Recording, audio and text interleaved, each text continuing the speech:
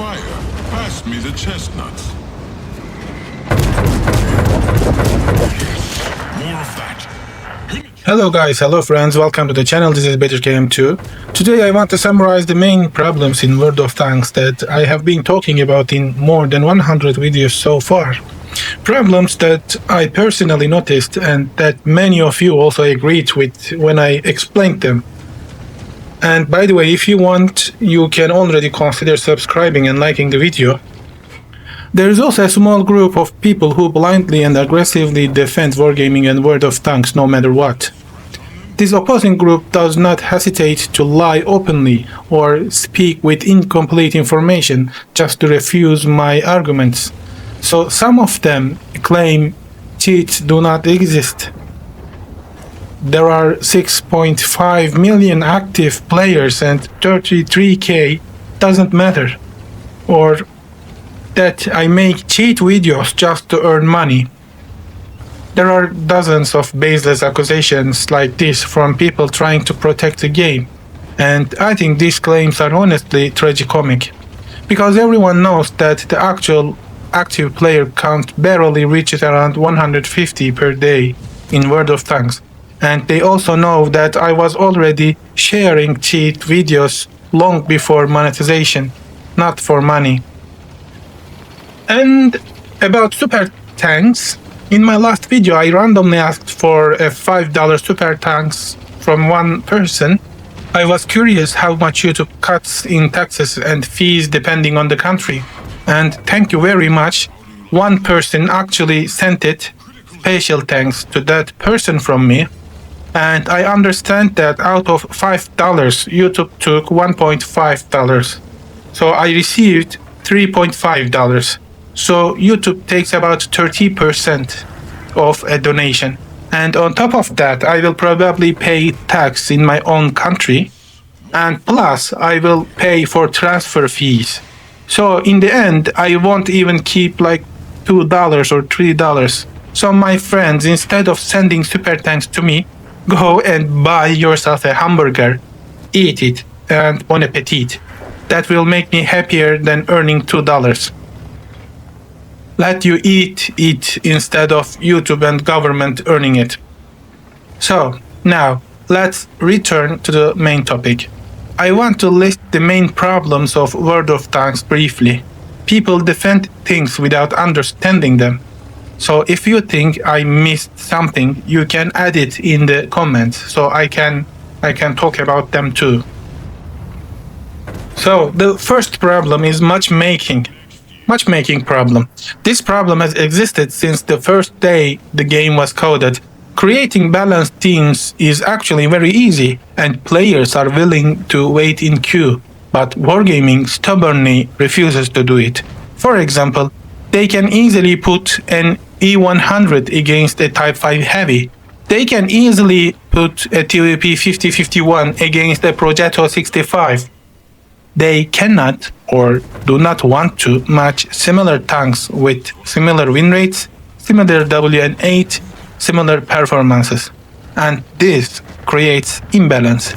I personally believe they do this intentionally, because if matchmaking were honest and balanced, they could not control the matches and outcomes.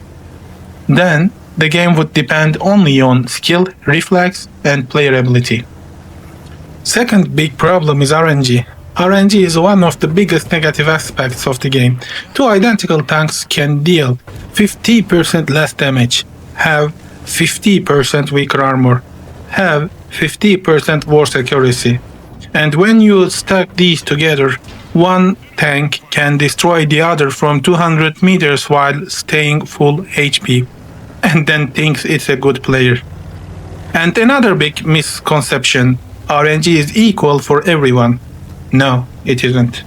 It is random by definition. There is no rule that says every account has same RNG statistics. Wargaming never said something like that and never will. You can get bad RNG for 10 games in a row and still get bad RNG in the 11th time. Your enemy can get good RNG for 10 games and again in the 11th. You could even have bad RNG for months or years or weeks. There is no equal RNG per year, no equal RNG per weeks, no equal RNG per player, no equal RNG per shot. It is pure randomness. Maybe, just maybe, your account's created with low RNG stats in every aspect. So maybe your account set up to lose from the very beginning. Why don't they reduce it? Because RNG creates artificial win streaks and lose streaks. Wargaming at least reduce it to 10%. 50% is insane. To fix this, they would need to redesign the whole game system, and they don't want to. Look what I see while I was preparing my video. Skill42 made a speech about this subject. World of Tanks gamer, if you know what I mean. So where the frustration goes, I understand you. But you know what is weird thing? There is a weird phenomenon, fellas. Community at this point in time is very frustrated about the game. They're hating the game. They're screaming on the game. They're feeding every and each mother trucker with their frustration, which is fair play. You know, we need to talk once in a while. And yet still, whenever loot boxes are coming into the game, the same person who was screaming that the game is horrible 1 week ago, he is saying, Skilatu, listen, I think I have a lucky opening. I bought 200 loot boxes and I have gotten whatever, 3 tanks, 5 tanks, 17 tanks, doesn't really matter, right? So this is a weird phenomenon. It feels like it definitely works for World of Tanks and it works for wargaming, that you are frustrating your player base beyond belief, and after that you are adding the loot boxes, and I think the FOMO effect is working pretty good. People are just simply buying loot boxes and suddenly they are forgetting all the disgusting stuff that happened in the game, the all Arias clipping them, all artists are slapping them and whatnot. Anyways, in my opinion, this is what Skill4LTU is trying to say. Wargaming deliberately gives you bad RNG for 1 or 2 weeks to make you feel frustrated and tired of the game, especially when loot boxes are being sold. Then, when you buy boxes and get a tank or start playing normally with that new tank, you suddenly feel like you are playing amazingly well. Because of this, you fall into a purchase cycle. All that frustration disappears and your new tank feels incredibly strong and satisfying to play for a couple of weeks. And that's how RNG is used as a form of manipulation. And I know there are many types of manipulation about RNG. And the third problem is cheating.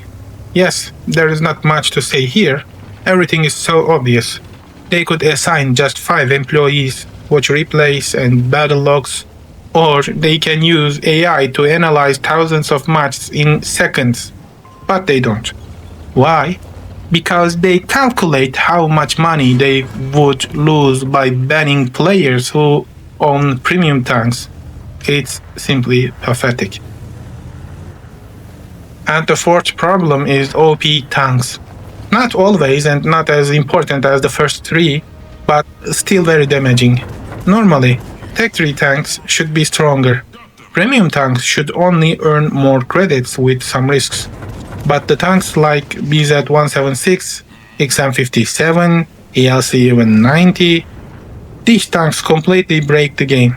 Nothing is done about them. When you fight a BZ-176 or XM57 with a tier 6 Cromwell, you understand and you can see what is the problem. Good positioning, good knowledge, good gameplay do not matter anymore. You depend on the mercy of the enemy. So, here is the conclusion. These 4 problems make players angry, push players away from the game, strengthen the pay-to-win perception. They have nothing to do with skill, experience, learning the game, playing good or bad. These are out-of-control factors that directly affect gameplay. And what is outside our control is inside Wargaming's control. I don't know if Wargaming will fix these issues, but we are aware of them. And if they don't fix them, they will slowly lose players. If you agree with what I said, don't forget to like the video. And if you want more honest content about World of Tanks, make sure to subscribe to the channel and turn on notifications. Write your thoughts in the comments. You know, I read them all. Do you agree with these problems or do you think I missed something? Thank you all for watching.